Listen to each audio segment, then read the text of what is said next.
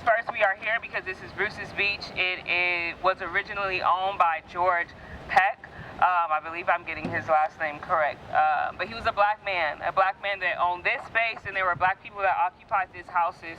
So I thought, what better way to celebrate our sister that has passed on than coming back to claim ownership just for a few hours of this space that has been taken from us.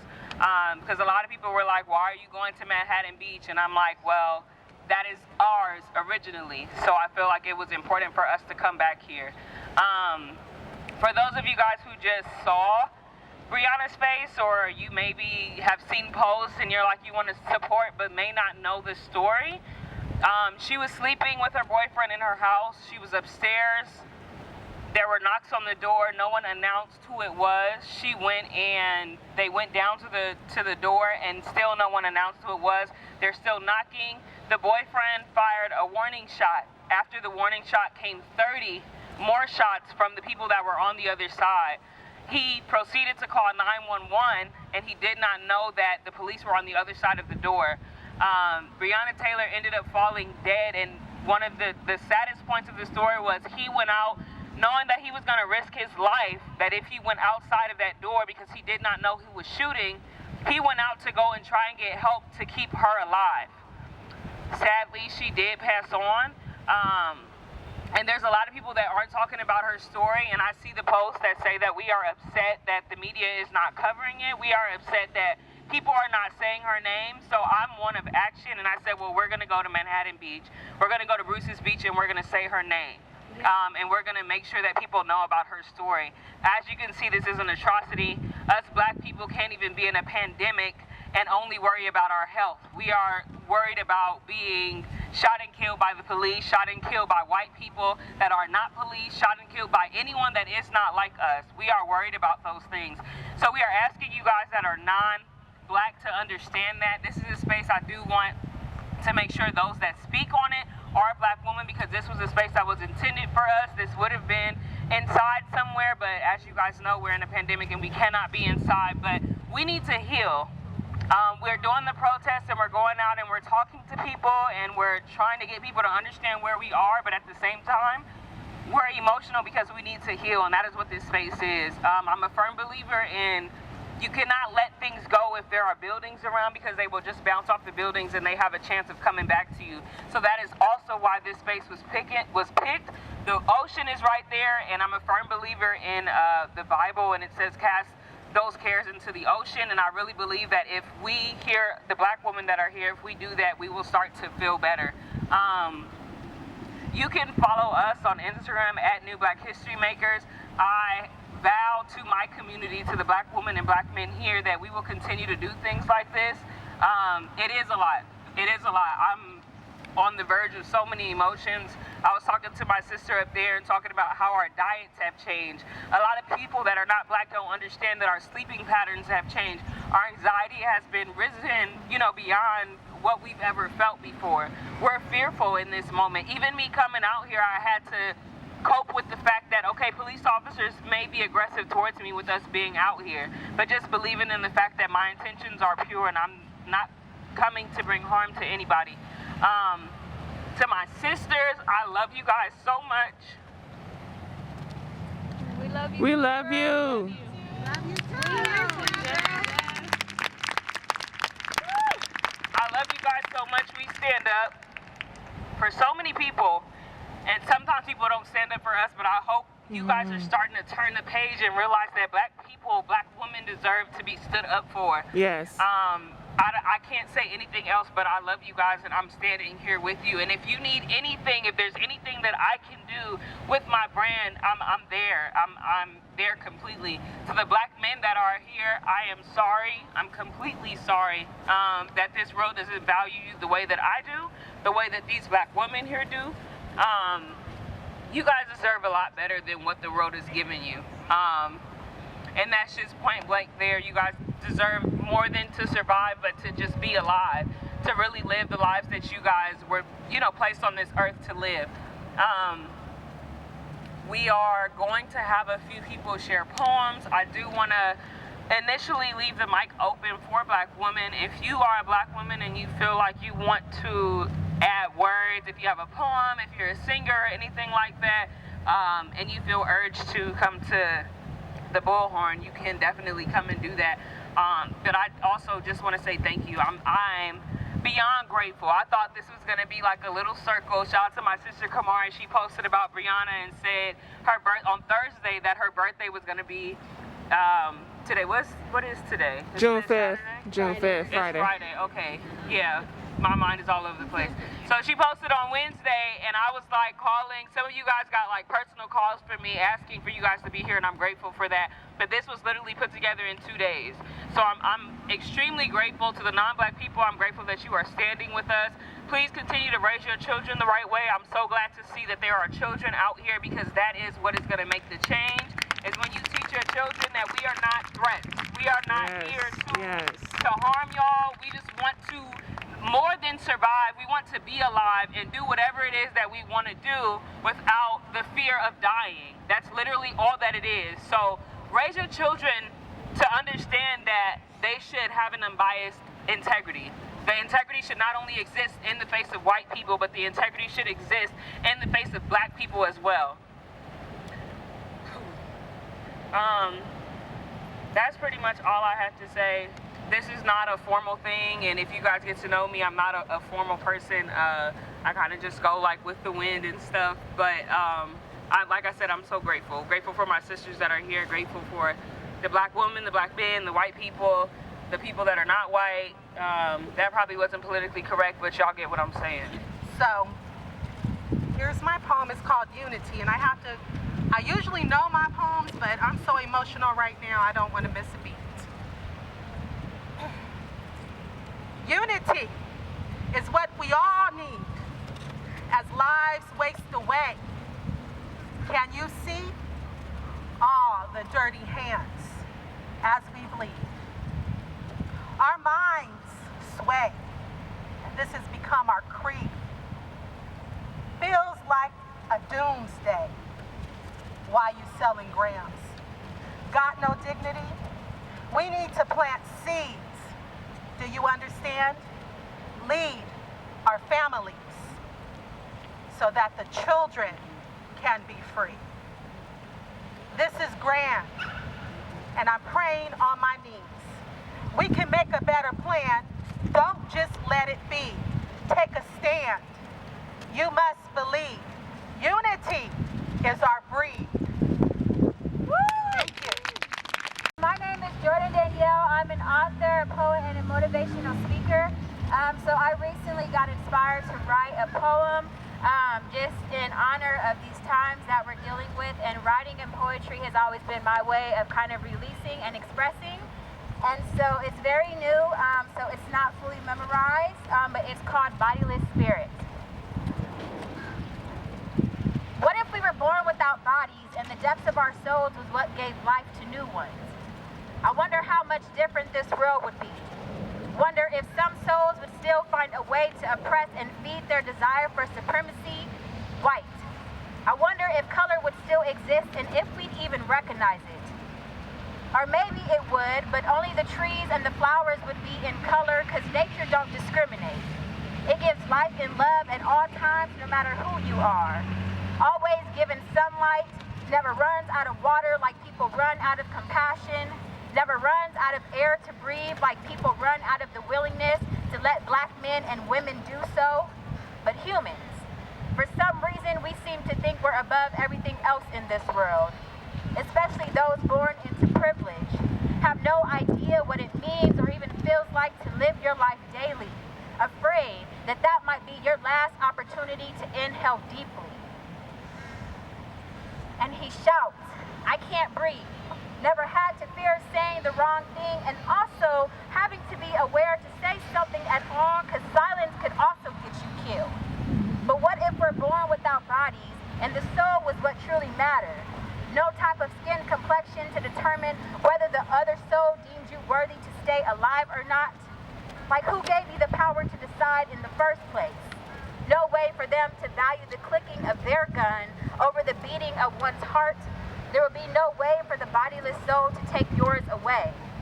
I wonder if death would even still exist. And if it did, the soul does live forever, right?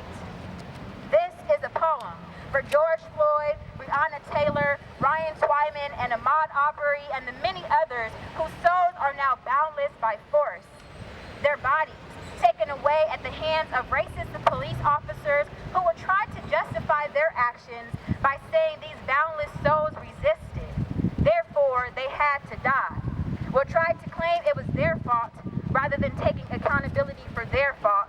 Would rather protect the badge and not the people. This is a poem for those who walk, those who run, those who found comfort in their home and had no idea that that'd be the same place they'd meet their demise. A message for my brothers and sisters to stand as a collective, because we are stronger together. Every shade of our blackness matters. Doesn't matter what movie you've seen or haven't seen. Doesn't matter what food you like or don't like. Your black card is always still valid when they see us. This is a message for us, because we must get back to keeping our black dollar in our communities instead of spinning in spaces that don't really give a fuck about us except our black people have powerful consuming power. So let's consume what actually matters. Let's get back to feeding the spirit, because what if we were born bodiless and the depths of our souls is what gave life to new ones? Thank you. Listen, so I live on the blog. I represent this blog, and I didn't know about the history of Bruce's Beach, Bruce's Park prior to living here, and it means a lot to me coming from England, being half Jamaican, and I want all of you to take a second and read the history. This park was given to a black couple because they weren't allowed on the beach, and so it was given to them so they can congregate here and come here with their families and feel safe and be a place where they can be free and enjoy their lives. Okay, and so it's important and it's amazing that you chose this spot today, and a lot of you don't know the history, and I please implore you to go and read the history of it and represent. And that's what I got. Thank you so much. So now we have been educated on what this place means. So when you drive by here, I know that oftentimes we drive through here and we like, oh, there's, we don't see us. But this is us. They can't take this away. They can't take the history away from here. So the next time you go to the beach, be like, yo, I'm going to take y'all to this black spot up here. Right? Portraying her, so it was like, okay, let's get up and let's do it then. Let's make them say her name.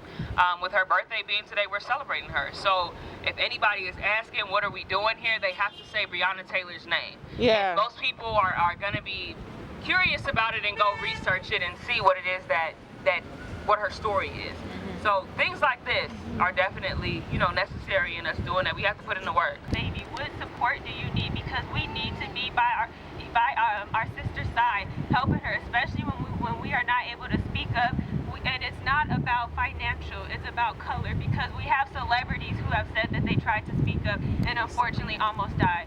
So I just want to say we should also think about our women who are pregnant, who have had a child, to be there and say, we love you, we are here for you, and we support you, and we are not going to let them take you away as well. So thank you. Thank you. Yes. My name is Noro Otatikbe. I am an author and a poet, and a majority of my work focuses on Black women and mental health issues. And the premise of my new novel is if Black women have so many economic, social, and health disadvantages, sometimes I wonder, why don't we just leave? What keeps us here? And even when we see the fact that Breonna Taylor's death it didn't make headlines the way the death of a black man does. It's unfortunate. And I don't say that to divide, like, you should pay attention to her and not to him. It's just a fact. The death of a black woman is not mourned the way we mourn the death of a black man. So I want to share a passage from my novel with all of you. I don't think anyone listens when black girls say they want to kill themselves. They don't hear it, or they laugh, or they think it's not going to happen, and it probably won't, at least not right away. It happens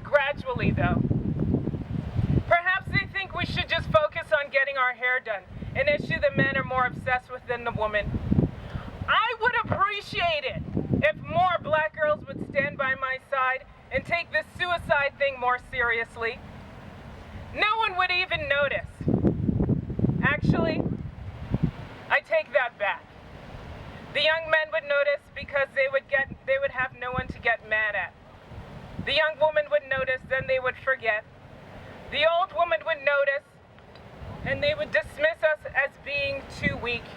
Then they would go off to church. The old men would notice, then they would gawk at young brown girls instead. The children would notice, then simply latch on to an insubordinate auntie who refused to join our cause. The point really isn't to get noticed anyhow. The point is to relieve ourselves from the burden of this unappreciated existence. Who wants to stick around and cook for everyone? Then you're left cleaning up the kitchen too. Change diapers, carve out fibroids, work overtime, get paid less than everyone else, live amongst men who are too ashamed to love you, fight nasty uncles, suffer criticism from jealous aunties, then on top of all of that, have your power and your intelligence constantly questioned by everybody. It's stupid. I would like to leave and come back as a tree. It's my soul, my spirit. I should get to decide how I want to return. I want to be a big, beautiful Pisonia tree. Leave me alone in the forest. Let me stand firm and tall all by myself. Let my branches sway in the wind. And every day, I will reach towards the sun, not looking down. I will decide who gets to perch on my branches, and I wouldn't have to talk to anyone. I can simply sway in the breeze and watch the whole entire world from my glorious vantage point. I love it when it hurts so bad that all the roots in the forest knot up inside my womb and start to cry. I love it when I feel so sad that all my tears turn into blood. Let me live. No, let me leave and make me a tree. Woo! Say her name. Breonna Taylor. As Sister Girl had came and gave us a little bit of knowledge about how sacred this ground that we are standing on means something. So before we leave, I know I won't be able to talk to each and every one of you. Not everyone will see my sweatshirt, but I wanted to charge everyone here. Inspire like Michelle when you leave. Lead like Harriet when you leave. Write like Maya when you leave. Represent like Maxine when you leave. Build like Madam C.J. Walker when you leave. Challenge like Rosa when you leave. Speak like Sojourner when you leave. And serve like Condoleezza. Thank you. How's everyone doing? I didn't plan on being here today, but it's beautiful seeing, you know what I'm saying, the black queens out here. You know, I got 2 daughters, so I appreciate y'all, you know, letting y'all know, you know, we got y'all back in support too. You know, and I also don't think that y'all are represented the same way that, you know, the men are, so, you know, I stand behind that as well, you know. That's all I have to say, you know, keep it going. Also, I noticed like a lot of people have like problems with like, not necessarily problems, but posting stuff that, you know, is, you know, depressing all the time, you know, you don't want to see it, nobody want to see it, you know, but I feel like it's still important, you know, look away from it, you know what I mean, and, you know, get some joys in, get some laughters in, but at the same time, you gotta keep it going, because if we don't keep that going, the fight stop, everything stop. So, you know, just keep it going, you know, I support y'all movement, and beautiful things. Have a good one. Thank you for that. I do want to get a group picture with all of the black women, and then the non-black people, you can join us after for a picture. You can, but I really hope that you're not sitting there like, oh, we left out. No, you're not left out. You being here, it says a lot. And like I've said it on my social media platforms, I empower you guys to go and raise children that will uphold a standard, that will have unbiased integrity. Because that's where it starts. We can't keep thinking we're going to change laws and that's what's going to happen if y'all keep raising children that are not thinking of us the same way that they think of themselves. So I empower every non-black person here. When you raise your children, understand that if you do not raise them to have unbiased integrity, there will be in 5 days, in 10 days, in a month, another group meeting here to say someone else's name, and we want to stop that. And if you feel like you're left out, understand that you have the power to be a part of this in your homes. Yeah. You don't have to be in this circle to make the impact.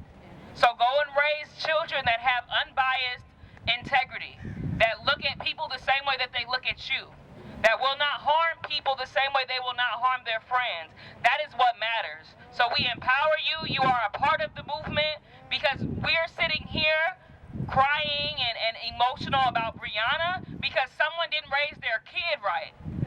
So you need to go out there and make the difference. I appreciate y'all for being here. Like I said, this was a space for Black women, but we understand that you're standing in solidarity with us, and we appreciate you. And all I can do is hope that the children that you raise, the kids that you have raised, the dogs that y'all sitting up here walking around with, I hope that they are not treating us negatively, because it's that serious.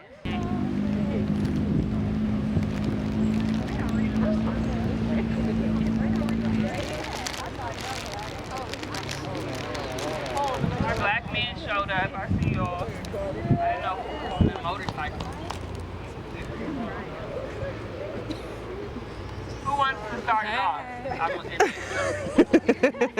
1, 2, 3. Happy birthday to ya. Happy birthday to ya. Happy birthday. Happy birthday to ya. Happy birthday to ya.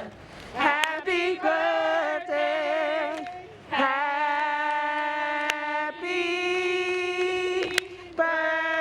birthday. Happy birthday. Happy birthday. Happy birthday to ya. Happy birthday to ya. Happy birthday. Happy birthday to ya. Happy birthday to ya. Happy birthday.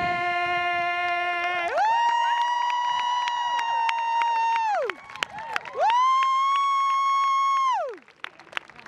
If you guys have balloons, I'm gonna say that Breonna's life matters a little more right now than your environment. Black lives matter more than whatever you got going on in your environment. So until Black lives start mattering, I won't release these balloons. There's balloons over there if anyone wants to untie them. I had more, but I guess Breonna took them a little early because they flew away. So we're gonna say we love you, Breonna, on 3 and release our balloons. Okay, ready? 1, 2, 3. We love